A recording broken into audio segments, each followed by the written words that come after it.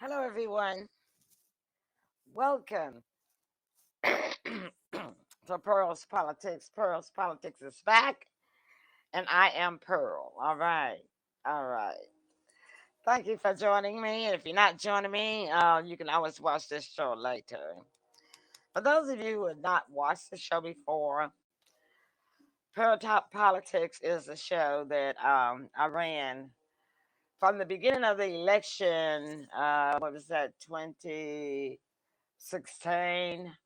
All the way through just to about the beginning of the COVID, and then I stopped. But now Pearl's Politics is back. So let me tell you what's so special about Pearl's Politics.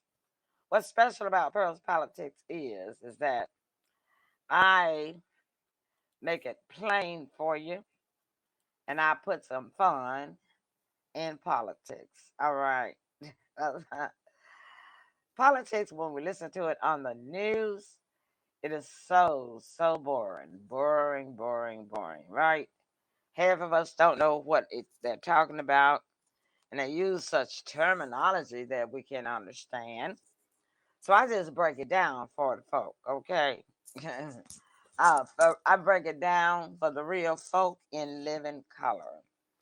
So at the top of every segment that I will have, I know the sign says Thursday. I see that, okay?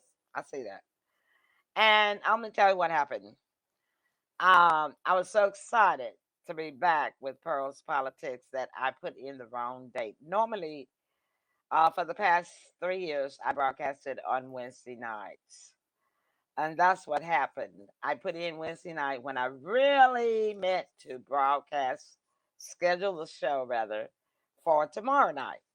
So this would be kind of like a premiere of what you will see from Pearl's Politics, but beginning next week. It will be on Thursday nights at 6:30 p.m. Central Daylight Time. All right. So let's go ahead and find out who's in the hot seat this week. All right. So on Capitol Hill today, hmm they had a Senate Judiciary Committee meeting. That's where all the senators get to ask who's ever in the hot seat a whole lot of questions. All right. So in the hot seat this week was none other than the Attorney General, Merrick Garland. hmm And some of you are saying, now who is that? Yeah, I'm going to show you who that is. That's this man right here. I think I pull him up with the screen with me. All right. Y'all see Merrick Garland. Well, I took a picture of him off of my television. I didn't get this picture from anywhere else. I just took it off the television. That's your federal attorney general. Attorney General Merrick Garland. All right. So Merrick Garland was in the hot seat today. They were throwing questions to him left and right. And speaking of left and right, as you know, the Democrats are considered the left, the Republicans are considered the right. These questions was coming from both of them. All right.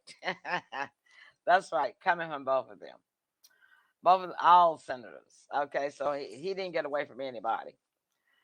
And what I found so peculiar about Merrick Garland is the way he looks.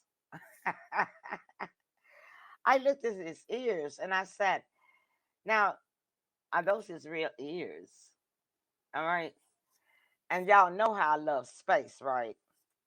Uh-huh. And y'all know that I always have believed and know that there are aliens among us, right? So then I looked at his mouth and I said, are those gills on the side of his mouth? See, I don't have gills when I talk. When I talk, do y'all see gills? If y'all do, let me know. But I looked at it and I said, is that gills? Are they vampire teeth? I said, what is it going on with the brother? But anyway, so Mr. Merrick Garland was in the hot seat, and the main question that they wanted to know about was this memo that he sent out to parents of schools. Now, I understand that it was primarily, I suppose, to Loudoun, Loudoun County in Virginia, uh, schools there, but since it was the DOJ and federal government, I'm going to presume that it was sent to all school boards because they say that the White House received a letter from the National School Board hmm on September the 29th. And then a few days later, that Attorney Merrick sent out this memo. All right. And so the memo was supposedly saying that the parents who were being unruly could be prosecuted or investigated by the FBI for one of any three categories. One of any three categories, which were harassment, intimidation, and threats of violence to any school board member or school official, teachers, principals, etc. hmm So the Republicans were really. Hi, Sandra. Welcome. Please share. Pearls Politics is back. That's right.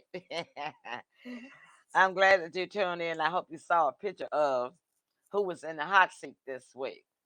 But since Sandra is here, she is a top fan of all the shows, her and her husband, and Pearls Politics.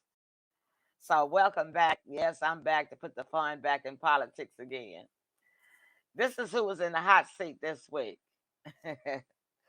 This is who was in the hot seat this week, y'all. Attorney General Merrick Garland, Garland. Mm.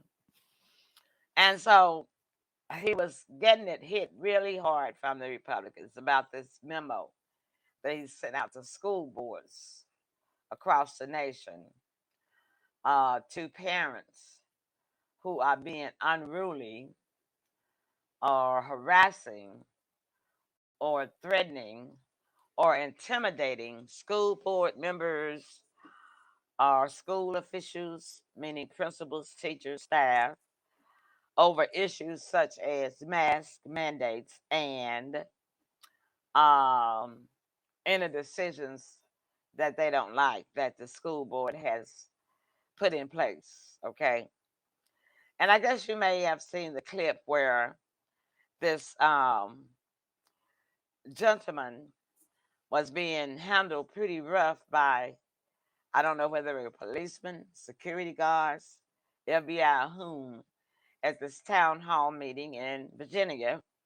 And he was there because he was upset that his daughter had been viciously raped in the school, in the bathroom, in the girls' bathroom, mind you, by a boy who had on a skirt dressed up as a girl.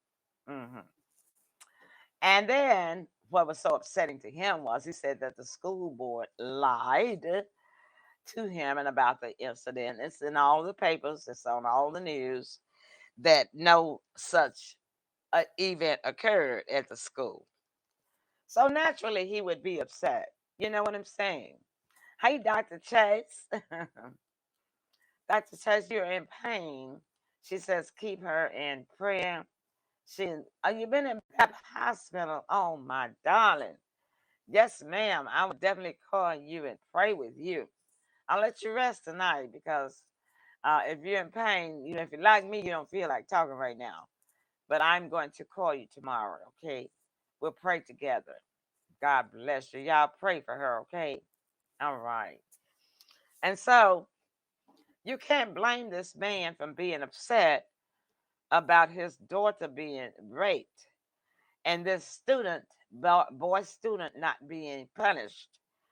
They said that the school put the incident under the bus, under the floorboards, under the floorboards of the school, and hid it and claimed that it didn't happen. Right?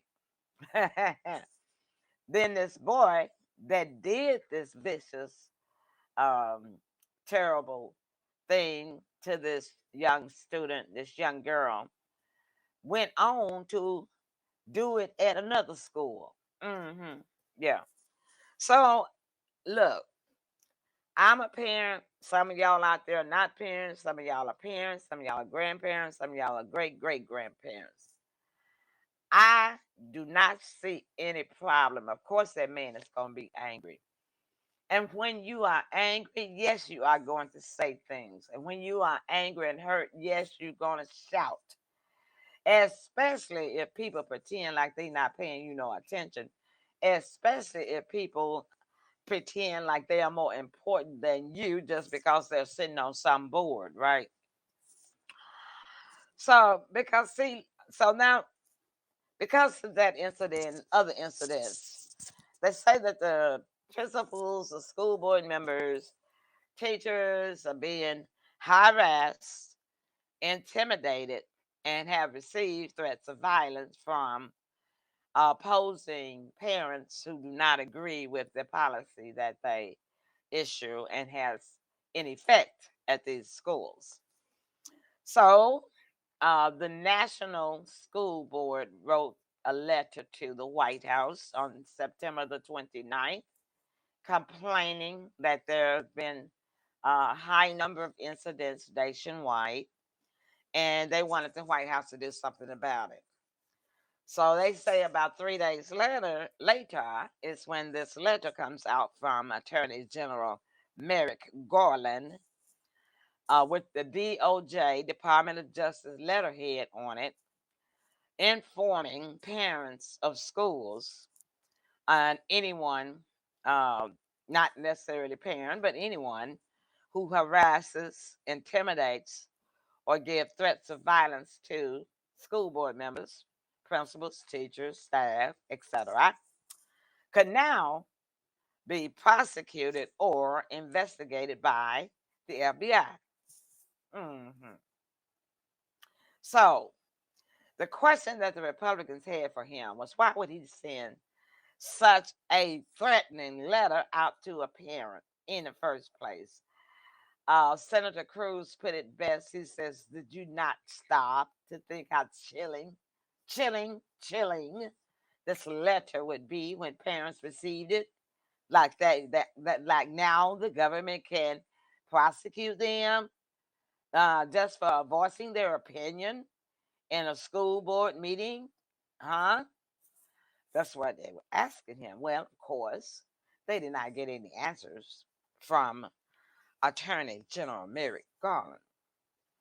In case y'all don't know who Attorney General Merrick Garland is, can I just put his picture up there again? Well, here he is. He's the one that was in the hot seat this week. As you can see, he looks very despondent, as if he's like a deer that just saw headlights. Meaning that he didn't know nothing. I think that really, I watched the whole thing. And I believe that even if he really wanted to answer the questions, that he didn't know how to answer them because he didn't know anything. So finally, I believe that was Senator Cotton told him, um, I don't know who it was. Don't let me mistake the name and say the name wrong. But one of the senators, one of the Republican senators, finally told him, say this, look, you just a vessel. You just a vessel for the White House. The White House told you to do this and you did it. Because they asked him all kinds of questions about why did it do it? Where did it come from? What made him think about putting it in that terminology, using such legal terminology as prosecution for harassment, intimidations, and threats of violence? And their main issue and their main point was this, that if somebody does get unruly in a school board meeting in a city or in a town, that's what the city and town police are for. They handle that on the local level.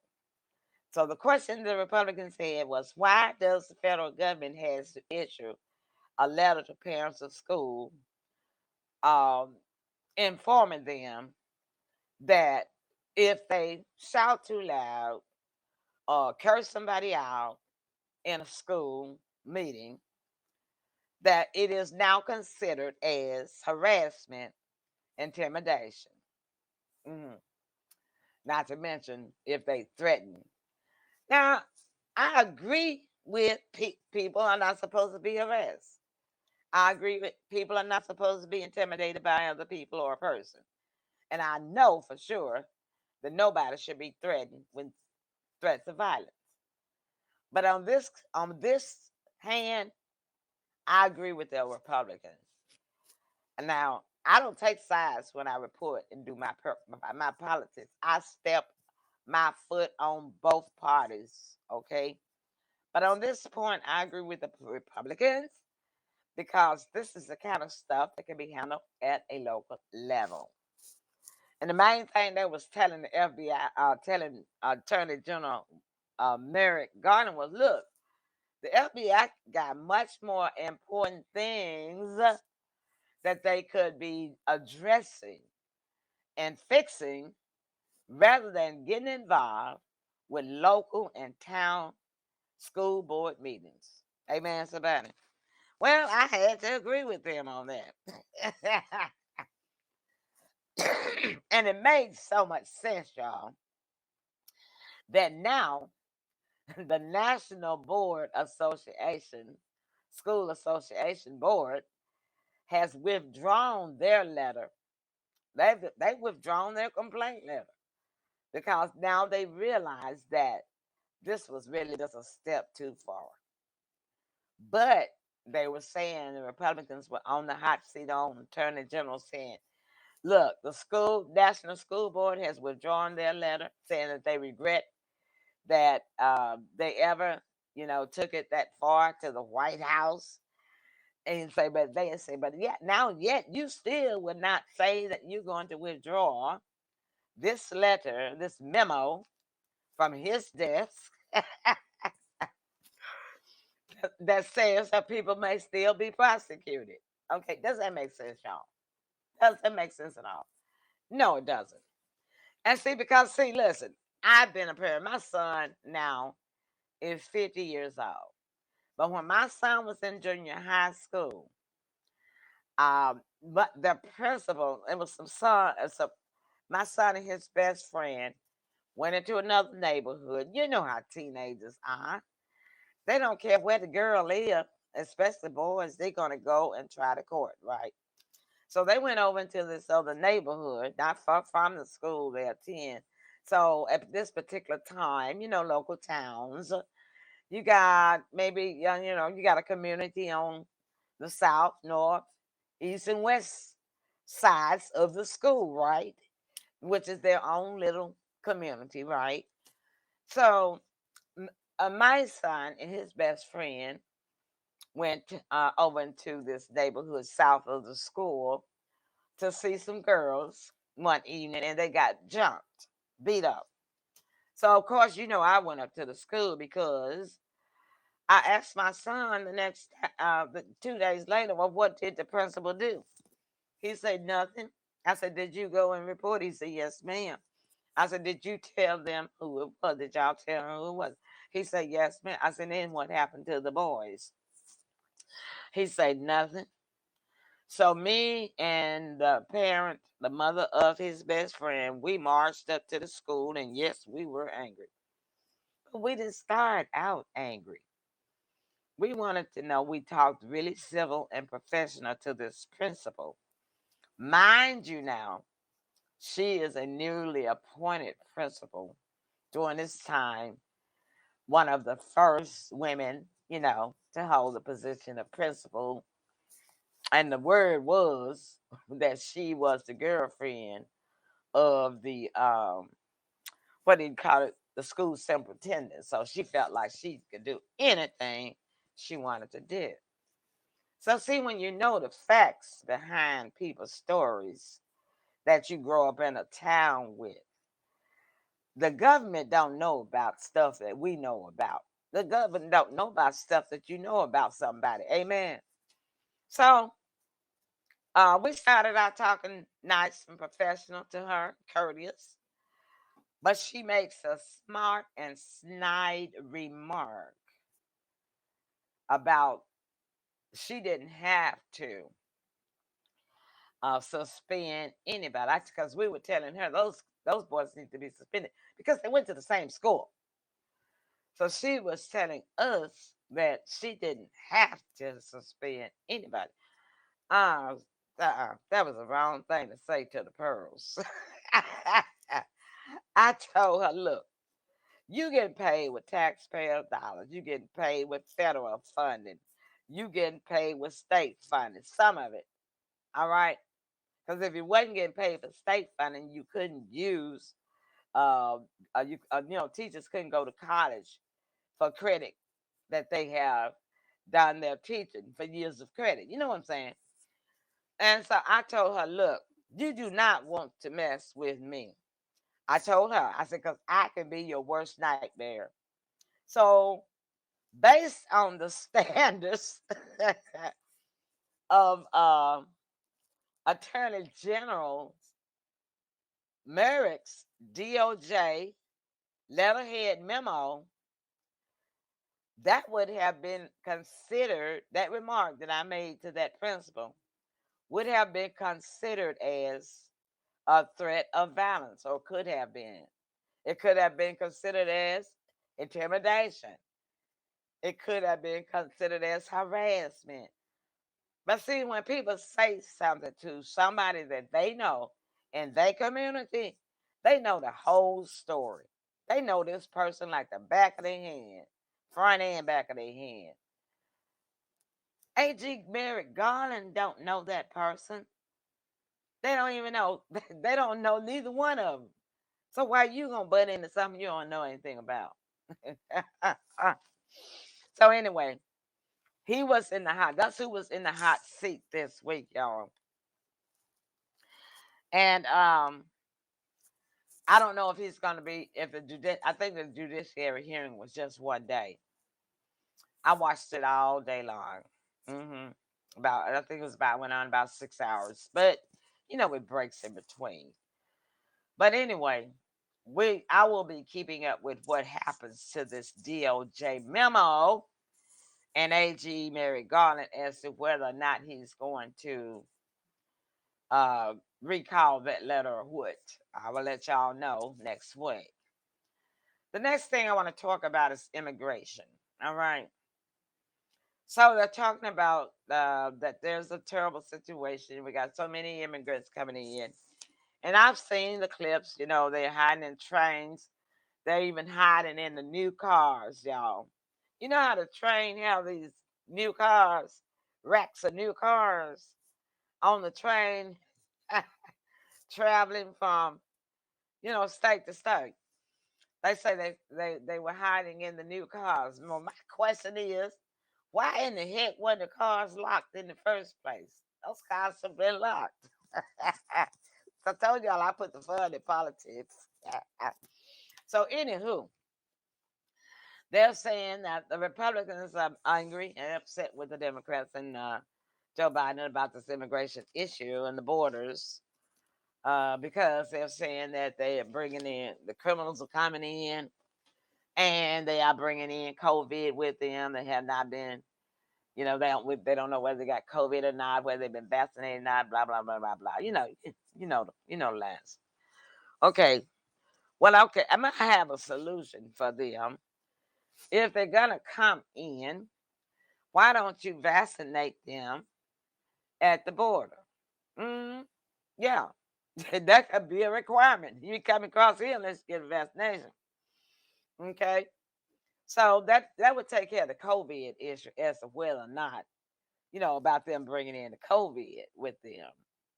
Now, as far as the criminals, are concerned, I agree. I agree that there's a whole lot of cartel gang members and stuff that come from down there. Those places, Guatemala, Mexico, Cuba, etc. Yeah, they don't need to be in here. I agree with that. But the immigration has been a mess for years. So I say to the Republicans, you had it, but you still didn't clean it up, right? So now somebody else got it. So we'll just have to wait and see. Will they clean it up? All right, then. So now let's talk about vaccinations. Oh, gosh. Vaccinations. Some won't, some don't. Some won't vaccinations, some don't. What is the whole hoopla? The hoopla is about federal mandatation. Federal mandatation making these businesses make their employees get vaccinated if they don't want to, even if they don't want to. What has that resulted in? It has resulted in people leaving their jobs, quitting their jobs because they don't want the vaccination. That's their right. All right. Not only just people leaving their jobs, they say it's been like over, I think it's 30,000. No, it was like 3,000 policemen in Chicago or somewhere. And anyway, it's a large number nationwide of policemen who have quit because of the mandate that police department wants them vaccinated. Not just the police departments, the fire departments, the EMS departments, as well as the health industry. People have left their jobs. Some went and found something else, and some didn't because they didn't want it. That's why I say some won't, some don't. Okay. Um, in that situation, I don't think that that is right to make people get a vaccination to keep their job. Now, the Republicans, this is their stance. Now, Republicans can make up some stuff that's wrong too. Don't get me wrong, because you're gonna hear me talk about them as my shows goes on. But in this particular case, the Republican says that people should still have their right to refuse a vaccination if they don't want to take it. I agree with them. I do. I agree with them. Um, you should not have to choose between food on your table, a roof over your head, food for your children, shelter for your children, transportation for your children, clothes for to go on your children's back that you can provide by having a job. You shouldn't have to choose between that and the vaccination. One, that's not balanced. It's not balanced, y'all. That is not a balanced decision. Shelter, food, clothing, rent, transportation, just life, you know, being able to live comfortably, being able to just uh, live like a citizen in the home of the brave and the free against a needle.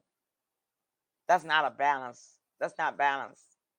This over here, it weighs much more than this over here to me. Now, of course, I know what the CDC says. I know what the federal government says. I know what the doctor says. I know what the WHO says. I know what Dr. Fauci says. I know what a lot of you say that they should be should mind, but they should rather take the shot than to die. Hmm. But you see, so when you say that to me, you're trying to play God. When you say that to me, that you're trying to play God. None of us can determine when somebody gonna die or whether or not they're going to die. Well, if that was the case, that you would need to, if you take the vaccination, you won't die, then why did Colin Powell die? Huh? Why did he die? He was fully vaccinated. And some others. So you see, it's like a jigsaw puzzle. You can't really put the pieces together on this. You professionals, you're supposedly experts. Because I'm gonna tell you something. Don't nobody know my body better than me. Mm-mm. Nobody know my body better than me. Dr. Fauci, federal government, President Biden, Republicans, Democrats, nobody knows my body better than me. All right. Now, the reason why this is causing a problem, an economic problem, y'all know we're living in inflation right now, don't you? They trying to tell you that we not. That's a lie. We are living in inflation because everything in the from my glasses to your car and your house mortgage has gone up. Okay, I'm serious. Even the price of a pen has gone up. That's inflation. That's inflation. So they can't tell me that they got inflation under control because I see that they don't have it under control. Okay. So here's the economic problem that this mandatory vaccination is causing. That this mandate that you have put on people is causing, because these people have quit their jobs. We even got truck drivers who have quit their jobs, y'all. You want to know why we got a supply chain backup? I could tell you why. It's because these truck drivers is quit. They quit. They say, no, I'm not taking it. I'll quit. I'll find me something else. So now we got stuff all sitting up in railroad cars, spoiling, rotting, dry rotting, because you wanted to make somebody take a vaccination. They say, no, you can't make me do that. So now we got what? A backed up supply chain. That affects the whole economy. That is just dumb. That affects the whole economy. That's why you got to supply back up. Is because you're trying to force people. People still want their liberty. You cannot force people on this. All you're supposed to do as a government entity is put the information out there, suggest, and then leave it alone. If people get sick, it is the medical field's responsibility, hospitals' responsibility to take care of people. You can't get mad if you're a health worker just because somebody got the COVID, just because they didn't take their vaccination. You're not God. See, that's the problem. We got too many people that want to be God. And when I was growing up, they used to say, you got too many chiefs and not enough engines. Okay? That's the problem. Everybody wants to play God. You cannot do that. You can't do it. All right, then. Let's see if I covered everything on my list. Oh, no, not quite. My point is this: people will choose what they want to choose, for themselves.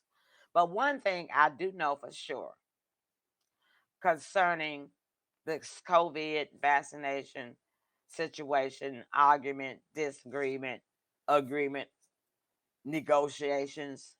One thing I do know for sure is that a medical mask across your face has never killed anybody. Ha! Take that to the bank. I'll bet you $1.25 on that one. A medical mask, wearing a medical mask for a few hours, and never killed nobody. All right. Now, these people who don't want to get the COVID vaccination should be allowed just to medically mask up. And then on top of that, the company could maybe request that they even wear one of those plastic face shields like I do. Which is double protection. I do. I wear a mask and I wear a plastic shield. I think that they should be allowed to do that and still keep their jobs. So it's always a solution. It's always a solution. But the problem is that everybody wants their solution to be the best one and nobody want to accept the other person's solution. That's what makes politics so funny to me. It's serious, but the politicians are the ones that make it funny to me. Now, one thing else, though, let me put this note on. We'll talk about the Republicans next week or something else. But one thing I do want to make this note is that some states, Republican states, are giving state unemployment benefits to those people who are either fired from their jobs because they did not want to take the vaccination. In other words, their job had a vaccination mandate requirement. And also, they are providing unemployment benefits to people who just quit their jobs if their job does have a vaccination mandate requirement. If they don't want to take it, they don't have to wait to be fired. If they have to quit their jobs because of that, then the Republican states are providing unemployment insurance for them. So now I think that's a good thing. I think that's a good thing because people still got to feed their children. People still got to have a place to live. See, we already got a homeless crisis. We already got a homeless crisis. So if you live in a Democratic state and they're not providing unemployment benefits for people who just don't want to take the vaccination after being told that they are required to, then what you're doing, you're adding to the homeless population, which is dumb. You're adding to the homeless population. All right. Well, hi, Christopher. And I hear you say pound. Let me put that on the screen. Say pound. Trump 2024. All right then. That's Christopher. Christopher say he wants Trump back in 2024. All right.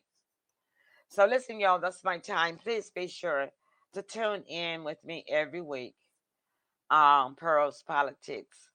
I'm Emily Pearls, and I always remember this. I don't care what nobody say.